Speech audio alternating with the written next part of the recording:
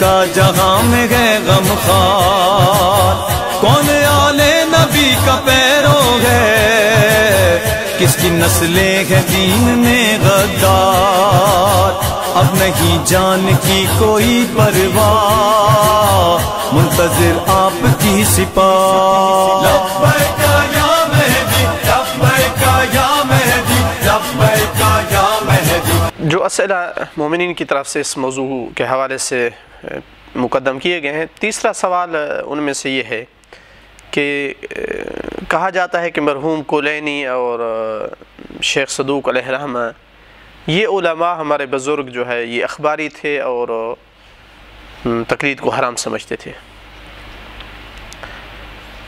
حقیقتاً یعنی ایک نقطہ جو ہے وہ ضروری ہے اس کی طرف توجہ کرنا کہ یہ جو ہم کہتے ہیں اخباری اور اصولی، ممکن ہے کسی مومن کے ذہن میں آئے کہ شاید کوئی ان کے درمیان عداوت چل رہی تھی اور کوئی بالکل دو مذہب بن چکے تھے اور ایک دوسرے سے انتہائی دور تھے۔ ایسا کوئی مسئلہ نہیں ہے۔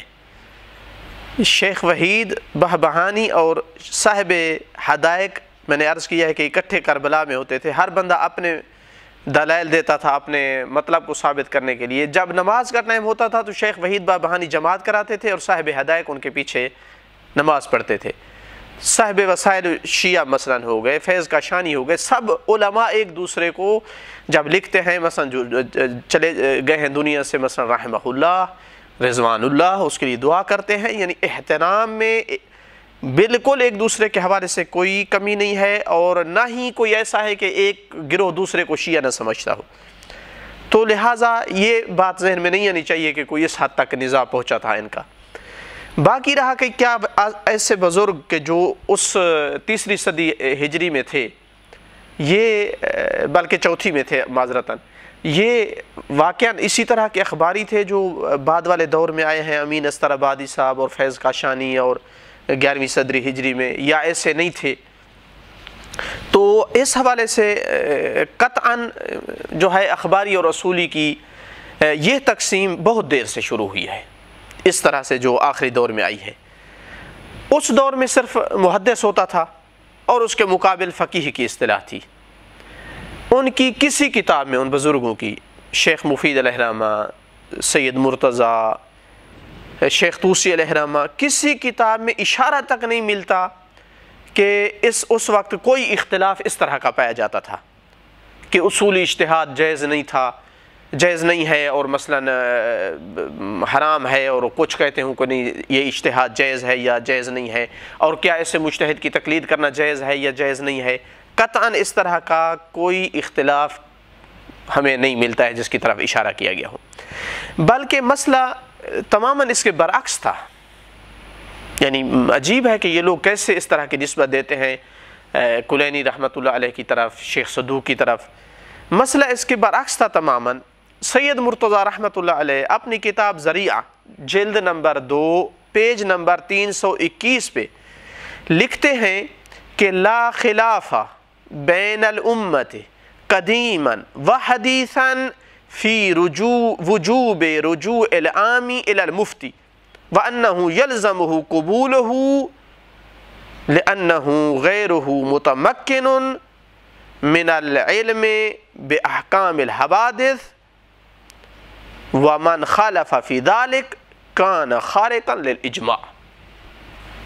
واضح اور صریح عبارت ہے کہ امت میں کوئی اختلاف نہیں ہے، نہ پہلے نہ بعد میں، کہ واجب ہے ایک عامی پر کہ وہ رجوع کرے مفتی کی طرف، اور لازم ہے کہ قبول کرے اس کے قول کو۔ کیوں؟ چونکہ وہ مفتی متمکن ہے، قادر ہے احکام کا علم حاصل کرنے پر، جو نئے مسائل پیش آتے ہیں، اور جو بھی اس مسئلے میں مخالفت کرے کہ ایسا کرنا جائز نہیں ہے عامی کے لیے، عامی یعنی جو ان پڑھ ہے نہیں جانتا ہے، اس کے لیے ایسا کرنا جائز نہیں ہے، تو وہ اجماع کا مخالف ہے۔ اب یہ ہو سکتا تھا کہ کلینی مرحوم جو ہے تقلید کو حرام قرار دیتے ہوں، شیخ صدوق حرام قرار دیتے ہوں، اور ان کے شاگردوں کی مثابت تھوڑا سا جو بعد میں آئے ہیں سید مرتضیٰ، چونکہ شیخ صدوق کے شاگرد ہیں شیخ مفید اور شیخ مفید کے شاگرد ہیں سید مرتضیٰ، وہ کہہ رہے ہیں کہ امت میں کوئی اصلاً اختلاف ہی نہیں ہے، نہ قدیم میں نہ حدیث جدید میں، نہ پہلو میں نہ بعد والوں میں، اور جو بھی مخالفت کرے گا تو اجماع کی مخالفت کی ہے۔ تو یہ کیسے ممکن تھا کہ وہ ایسے بزرگ مخالف ہوں اور سید مرتضیٰ اجماع کا دعویٰ کرے؟ اسی طرح ملاحظہ کیجئے شیخ طوسی علیہ الرحمہ کی عبارت کو، کتاب العدہ عدۃ الاصول، جلد نمبر 2 پیج نمبر 730، فرماتے ہیں والذی نذهب الیہ انہ یجوز للعامی الذی لا یقدر علی البحث والتفتیش تقلید العالم۔ ہمارا جو مذہب مختار ہے جس کو ہم نے اختیار کیا ہے وہ یہ ہے کہ ایک عامی کے لیے جو فقیہ نہیں ہے اس کے لیے جائز ہے کہ وہ عالم کی تقلید کرے جو بھی خود تحقیق نہیں کر سکتا ہے۔ اس پر کیا دلیل ہے ہمارے پاس؟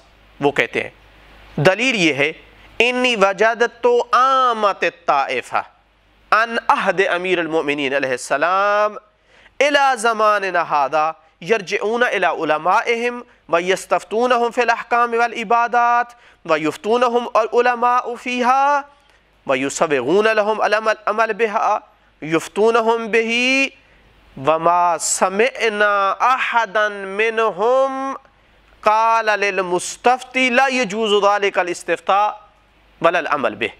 کہتے ہیں کہ میں نے امیر المومنین کے زمانے سے آج تک کے زمانے کو تمام ان ازمنہ کو پڑھا ہے، حالات کو دیکھا ہے، ہمیشہ ایک عامی آدمی احکام اور عبادات میں فقہا کی طرف رجوع کرتا تھا، وہ اس کو فتویٰ دیتے تھے اور اس کے لیے اس پر عمل کرنا جائز قرار دیتے تھے اپنے فتوے پر۔ کسی ایک کو آج تک نہیں سنا کہ اس نے کہا ہو کہ عام بندے کو کہ تیرے لیے فتویٰ لینا جائز نہیں ہے اور عمل کرنا جائز نہیں ہے۔ شیخ طوسی بھی گواہی دے رہے ہیں کہ کسی کو بھی نہیں سنا کہ کسی نے اس عمل سے منع کیا ہو۔ تو پتہ نہیں آج کے محققین کو کیسے اس بات کی خبر ہو گئی کہ شیخ کلینی اور شیخ صدوق علیہ الرحمہ یہ بزرگ جو ہے وہ تقلید کو حرام سمجھتے تھے۔ البتہ سید مرتضیٰ نے بھی اپنی اس کتاب میں، شیخ طوسی نے بھی بعض بغدادی اہل سنت علماء کی طرف نسبت دی ہے کہ وہ جو ہے تقلید کو جائز نہیں سمجھتے تھے۔ اگر آپ نے اتنے بڑے علماء میں سے کوئی قائل نہیں تھا تو یقیناً ذکر کرتے کہ ہمارے بزرگوں میں سے بھی فلاں فلاں جو ہے قائل نہیں تھا۔ اسی طرح محقق ہلی صاحب معارج الاصول میں 198 پر وہ بھی تقلید کے جواز اور لزوم پر جو ہے عامی کے لیے اجماع کا انہوں نے دعویٰ کیا ہے، اور انہوں نے بھی جو مخالف لکھا ہے اس میں وہ صرف اہل سنت کے معتزلہ علماء میں سے کچھ۔ اس کا مطلب ہے کہ ان کو بھی اپنا کوئی عالم نہیں ملا جس نے اس کو ناجائز قرار دیا ہو۔ البتہ متاخر اخبارین مثل محمد امین استرابادی اور ان کے علاوہ اپنے ووٹ بڑھانے کے لیے دعویٰ کرتے ہیں، یعنی ہمیں کوئی یہ نہ کہے کہ فلاں نے لکھا ہے اور فلاں نے لکھا ہے کہ کلینی اخباری تھے اور تقلید کو حرام قرار دیتے۔ وہ تو لکھیں گے، انہوں نے اپنے ووٹ بڑھانے ہیں، کہیں سے اشارہ بھی مل گیا تو دیکھو یہ جی حرام قرار دے رہا ہے، یہ تو چلتا ہے، نسبت اپنی طرف کوشش کی جاتی ہے۔ ہم اس وقت مانیں گے جب کوئی مائی کا لال ہمیں کلینی کی عبارت سے نکال کے دے گا، شیخ صدوق کی کسی عبارت سے نکال کے دے گا کہ انہوں نے کہا ہو کہ تقلید حرام ہے۔ ہر بندے پر خود مجتہد بننا واجب ہے، اگر کبھی ایسی نص مل گئی تو تب ہم حاضر ہیں، اور قطعاً ان کو ایسی کوئی عبارت نہیں ملے گی، یہ صرف کھوکھلے دعوے ہیں اور کچھ نہیں ہے۔ اس کے برعکس ہمارا دعویٰ یہ ہے کہ ان کی عبارتوں میں ایسے قرائن ملتے ہیں جو دلالت کرتے ہیں کہ وہ تقلید کو جائز سمجھتے تھے۔ مثلا ان میں سے دیکھیں ملاحظہ کے لیے کہ کتاب من لا یحضر الفقیہ شیخ صدوق کی رحمۃ اللہ علیہ، وہ اس کے شروع میں کیا لکھتے ہیں؟ لکھتے ہیں کہ مجھے ایک بندے نے مجھ سے طلب کیا کہ میرے پاس جو ہے وہ حدیث کی مثلا کتابیں نہیں ہیں، فقیہ میرے پاس نہیں ہے، تو سألنی ان اصنف لہ کتابا فی الفقہ والحلال والحرام والشرائع والاحکام، اس نے مجھ سے طلب کیا ہے کہ میں ایسی کتاب تالیف کروں جو حلال و حرام میں ہو، فقہ میں ہو، احکام اور شرائع میں ہو، یعنی جن احکام کو میں احکام سمجھتا ہوں، جن کو میں فقہ سمجھتا ہوں. اسی لیے میں نے اس کتاب کو من لا یحذر الفقیہ کا نام دیا ہے. من لا یحذر الفقیہ یعنی وہ کتاب جو اس آدمی کے لیے ہے جس کے پاس فقیہ موجود نہ ہو. یعنی دو باتیں ہیں یہاں، جس کے پاس فقیہ موجود ہو اس کو ایسی کتاب کی ضرورت نہیں ہے، کیوں؟ فقیہ سے پوچھے اور عمل کرے. اور جس کے پاس نہ ہو اس کے لیے یہ کتاب کیا ہوگی؟ کافی ہے یا نہیں؟ کافی ہے. کیا مطلب؟ یعنی جن احادیث کو میں نے چنا ہے اور میری نگاہ میں یہ فتوے کے قابل ہیں، ان پر جو عمل کر لے گا کافی ہے. اسی لیے کہا ہے کہ میں نے اس کتاب کو جو ہے اس طرح جمع نہیں کیا ہے جس طرح کے راوی لوگ جمع کرتے ہیں. وَلَمْ أَقْصُدْ فِيهِ قَصْدَ الْمُصَنِّفِينَ فِي إِرَادِ جَمِيعِ مَا رَوَوْهُ بَلْ قَصَدْتُ إِلَىٰ إِرَادِ مَا أُفْتِي بِهِ وَأَحْكُمْ بِصِحَّتِهِ. جس طرح اور مصنفین جمع کرتے ہیں کہ تمام احادیث جمع کر دی، میں نے اس طرح نہیں کی، چونکہ میرا مقصد ہی نہیں تھا کہ میں صرف احادیث جمع کروں.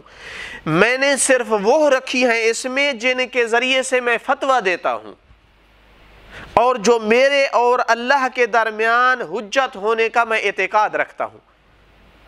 میں نے اس لیے جمع کی ہے. تو اس کا مطلب ہے کہ یہ شیخ صدوق کے فتوے ہیں جو اگرچہ اکثر جگہ پر نص حدیث ہیں، لیکن بہت ساری جگہ پر جو لوگ فقیہ پڑھتے ہیں انہیں پتہ ہے بہت ساری جگہ پر شیخ صدوق کی اپنی عبارتیں ہیں، کوئی ان میں حدیث نہیں ہے.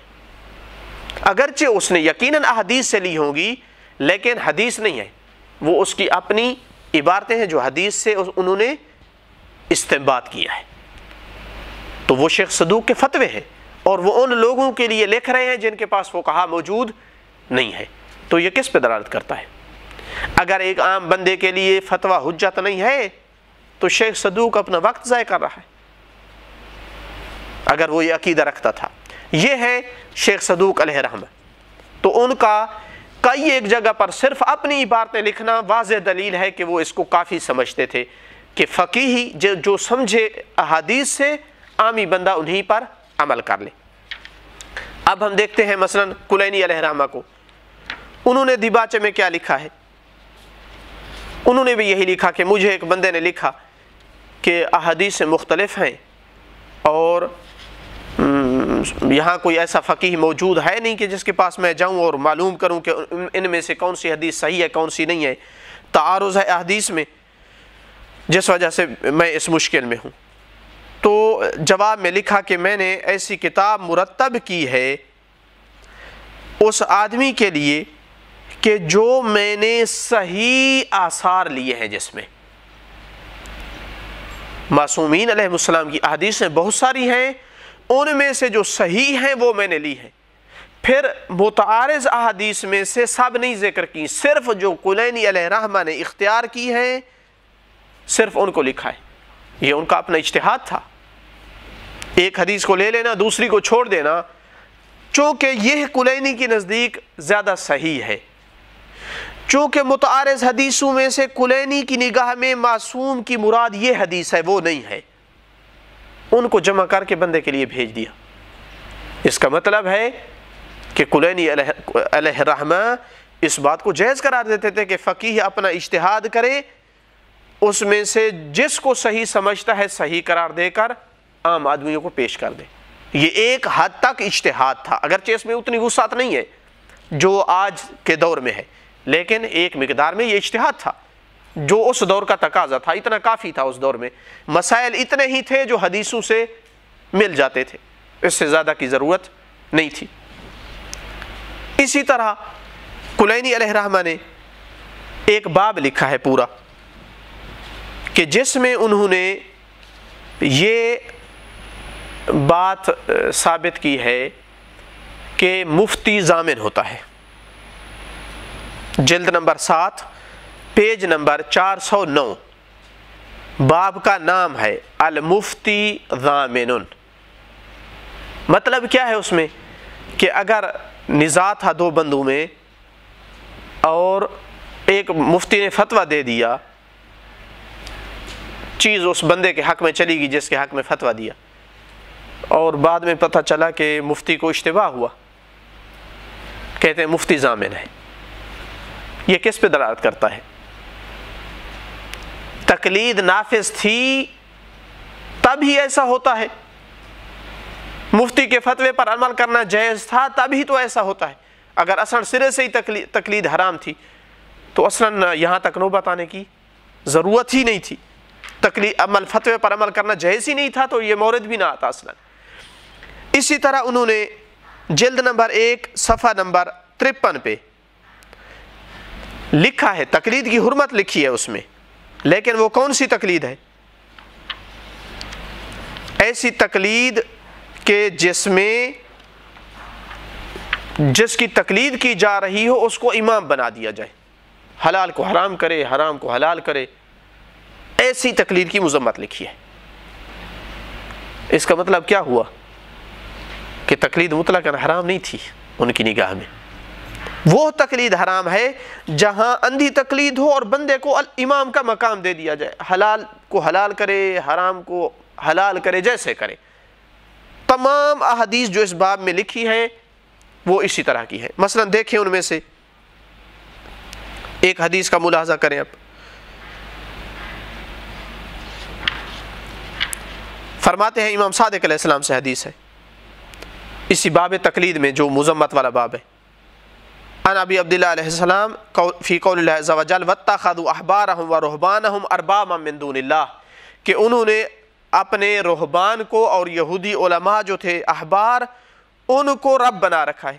امام علیہ السلام نے فرمایا واللہ ما صاموا لهم ولا صلوا لهم، رب بنانے کا یہ مطلب نہیں کہ وہ ان کے لیے نمازیں پڑھتے تھے اور روزہ رکھتے تھے، ولیکن احلوا لهم حراما وحرموا علیہم حلالا، انہوں نے اللہ کے حرام کو، رہبان نے اور احبار نے اللہ کے حرام کو حلال کیا ان لوگوں کے لیے اور حلال کو حرام کیا، فتبعوہم، اور لوگوں نے ان کی اتباع کی۔ یہ تقلید حرام ہے۔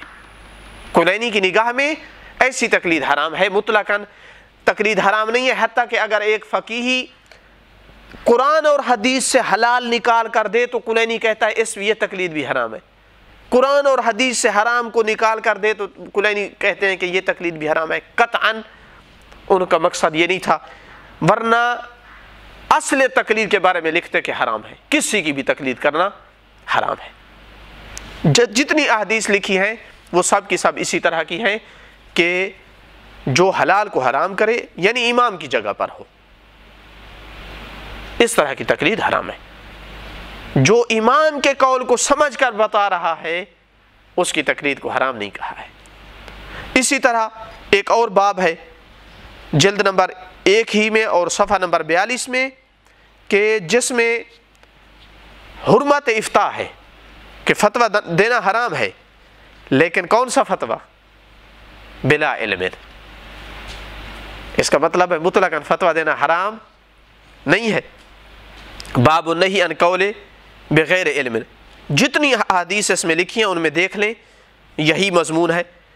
امام صادق علیہ السلام سے انہاک عن خصلتین فیہما ہلاک الرجال، 2 عادتوں سے تمہیں منع کرتا ہوں اس میں لوگوں کی ہلاکت ہے۔ انہاک ان تدین اللہ بالباطل، باطل کے ذریعے سے دین کو اختیار کرے، یعنی ایک باطل دین کو اختیار کرے۔ وَتُفْتِ النَّاسَ بِمَا لَا تَعْلَمُ، اور لوگوں کو فتویٰ دے جس بات کا تجھے علم نہیں ہے۔ اگر تم نے قرآن سے نکالا ہے، تم نے حدیث سے نکالا ہے، یہ فتویٰ مع العلم ہے، علم کے ساتھ فتویٰ ہے۔ تو تمام احادیث کا لب لباب یہی ہے کہ بغیر علم کے فتویٰ دینا حرام ہے۔ تو اس کا مطلب ہے کہ کلینی صاحب کیا کہنا چاہتے ہیں کہ اگر علم کے ساتھ ہے فتویٰ تو اس میں کوئی اشکال نہیں ہے۔ تو لہٰذا برعکس ہم دعویٰ کر سکتے ہیں کہ کلینی مرحوم اور شیخ صدوق علیہ الرحمہ ان کی کتابوں میں ایسے قرائن ملتے ہیں جو دلالت کرتے ہیں کہ وہ تقلید کو جائز قرار دیتے تھے۔